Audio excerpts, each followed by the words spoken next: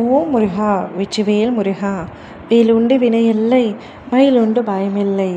என் அன்பு தங்கமே, நேற்று இரவு உன் துணையின் வீட்டிற்கு வெளியே ஒரு பயங்கர விபரீதம் நடந்தது.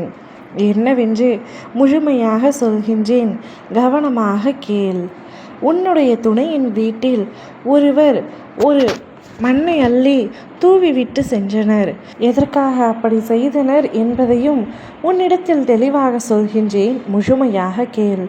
நீ உன்னுடைய துணையின் வீட்டில் சந்தோஷமாகத்தான் வாழ்ந்து கொண்டிருக்கின்றாய்.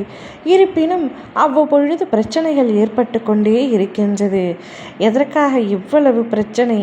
என்னுடைய துணை நன்றாக இருப்பினும் அவருடைய குடும்பத்தினரால் ஏதாவது ஒரு பிரச்சனை வந்து கொண்டே இருக்கின்றது. மாறி மாறி எனக்கும் என்னுடைய கணவருக்கும் சண்டை வந்து கொண்டே இருக்கின்றது. என்ன செய்வது என்றே தெரியவில்லை. என்னுடைய துணைக்கு சொல் புத்தியும் இல்லை, சுய புத்தியும் இல்லை. நான் சொல்வதை கேட்டால் என்னிடம் சரி என்கின்றார்.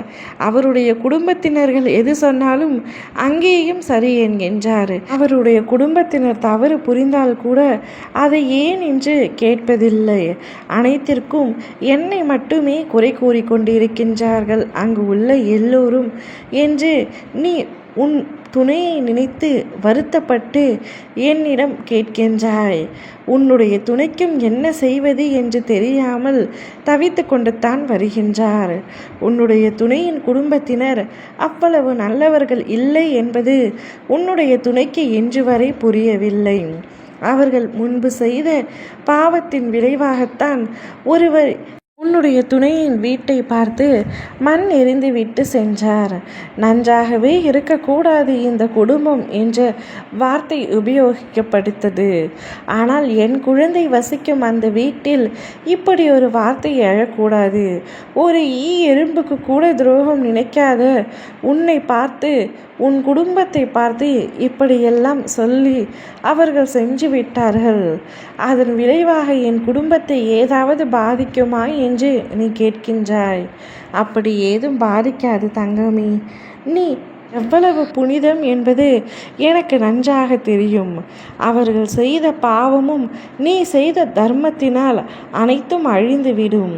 அவரவர்கள் செய்த தவறுக்கு அவரவர்களுக்கு மட்டுமே தண்டனை வழங்கப்படும். உன்னுடைய துணைக்கும் உனக்கும் எந்தவித சம்பந்தமும் இல்லை. எந்த பாவத்திற்கும் நீங்கள் இருவரும் அடிபோகவில்லை என்பது எனக்கு நன்றாக தெரியும்.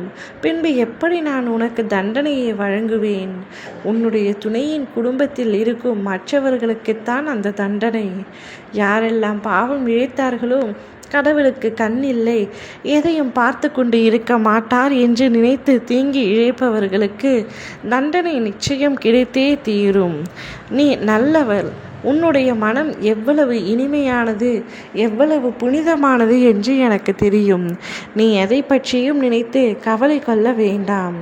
யாரை பற்றியும் நினைக்க வேண்டாம். அனைத்தும் சரியாகிவிடும். ஓம் முருகா வெற்றிவேல் முருகா.